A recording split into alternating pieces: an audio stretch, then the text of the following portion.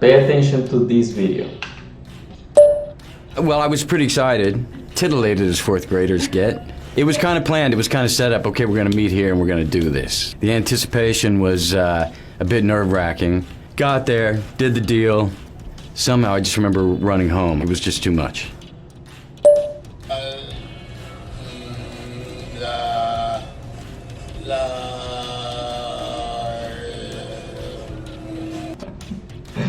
All right, so that's this video is from a friend of mine from Ibagué. Shout out to Jamel Jimenez, one of my best friends from Ibagué. He's also an English teacher. So the idea for me to share these tips is so you don't leave things like that. I mean, all of us have failed like that, or all of us have a myriad of things here in our minds, but when we want to speak, sometimes we feel blocked.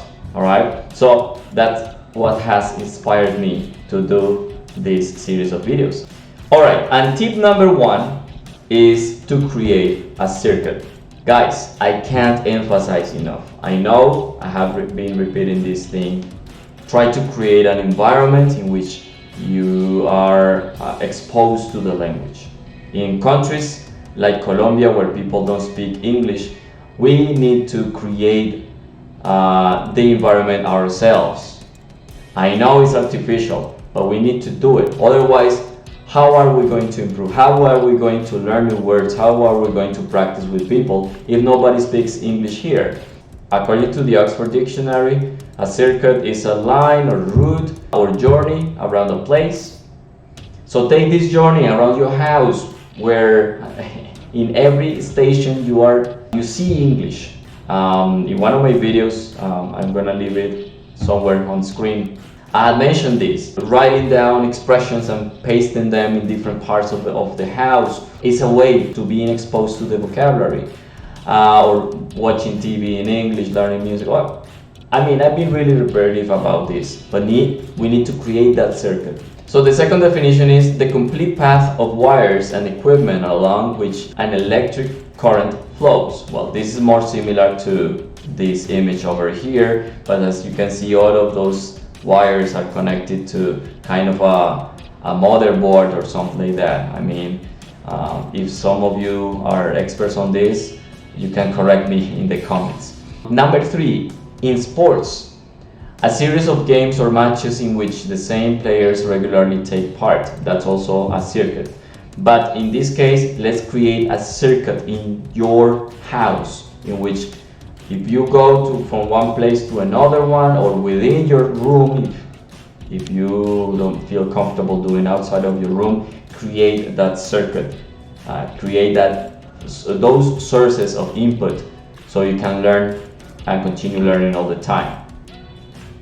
Okay, so these pictures also were related to creating that environment of the language.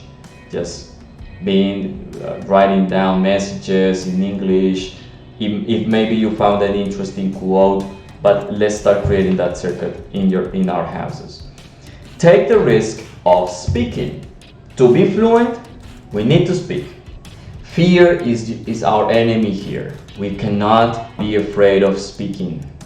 Sometimes when we want to speak, we feel like this sheep over here, and we try to say things, and we have a ton of information here, but when we want to speak, we do it like this, you know, similar to, I mean, my friend did it a lot better than me.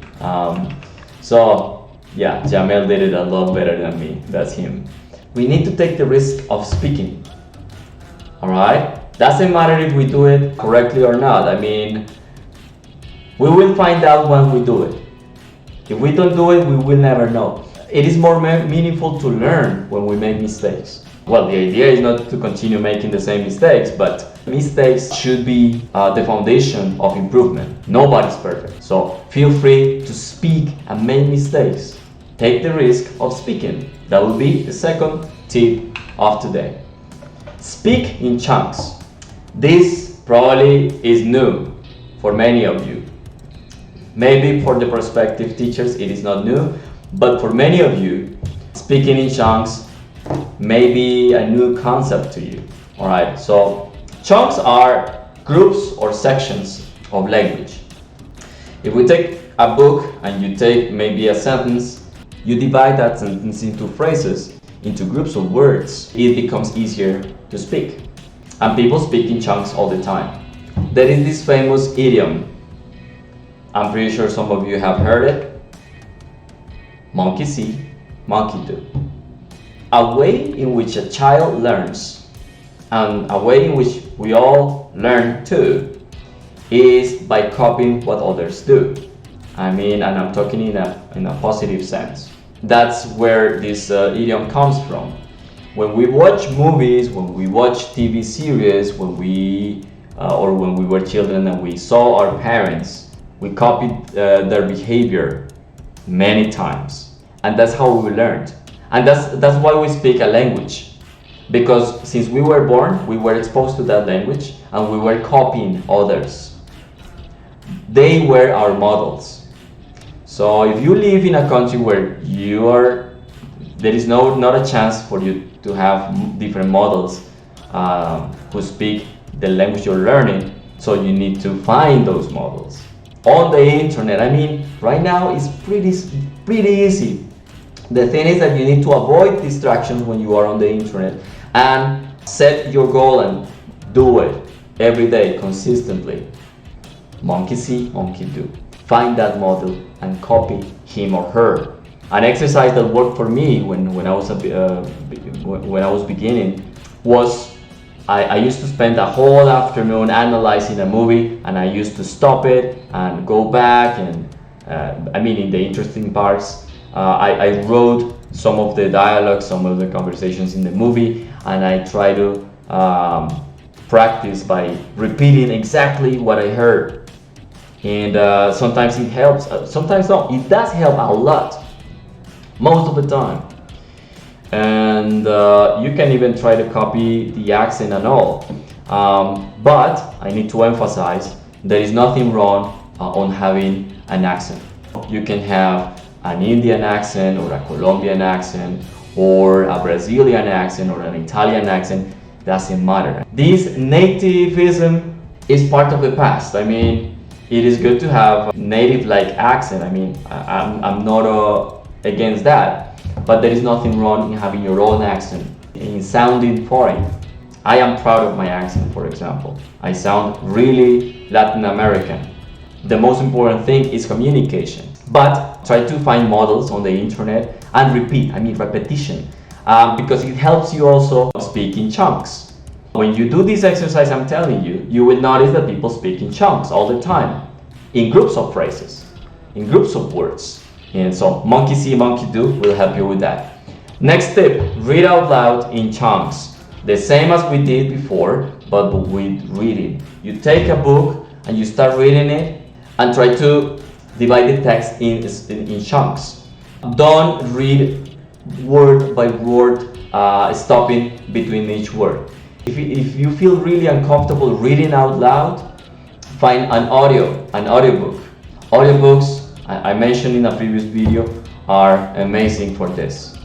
So use audiobooks. You play that audiobook and you have the audiobook in your hand, you have the physical book in your hands, and you will notice how those chunks are set, and you can stop the audiobook and also read out loud. Reading is really helpful too, in this way.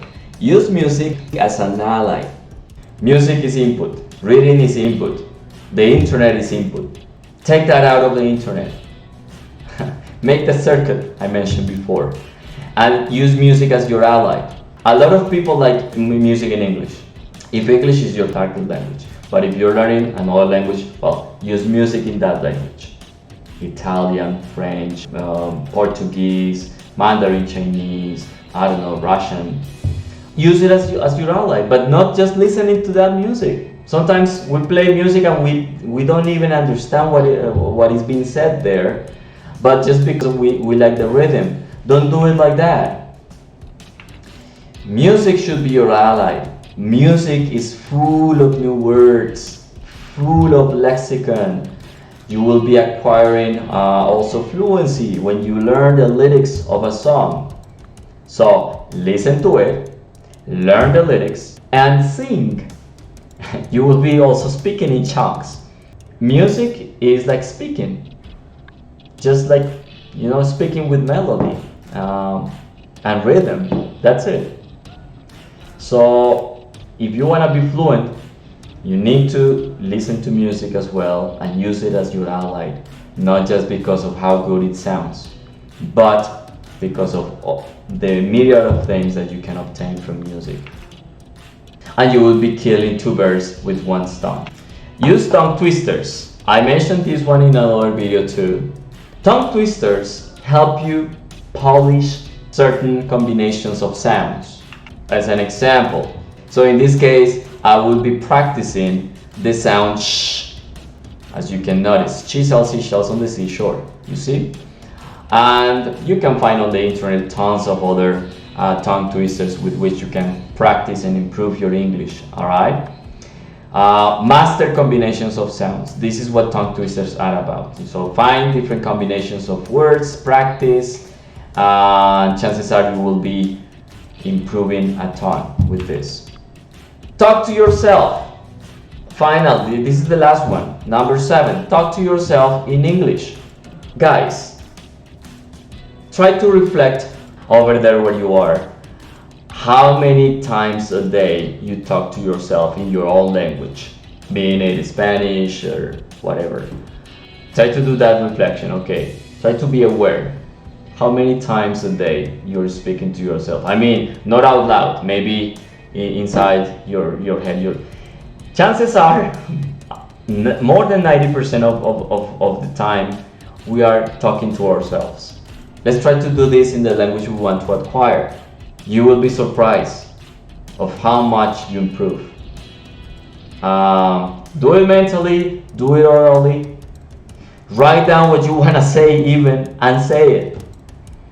And another strong point about speaking to yourself is that sometimes you are like, maybe you're walking on the street, you're in a park or whatever, and you start thinking. So let's try to, organize those ideas in English.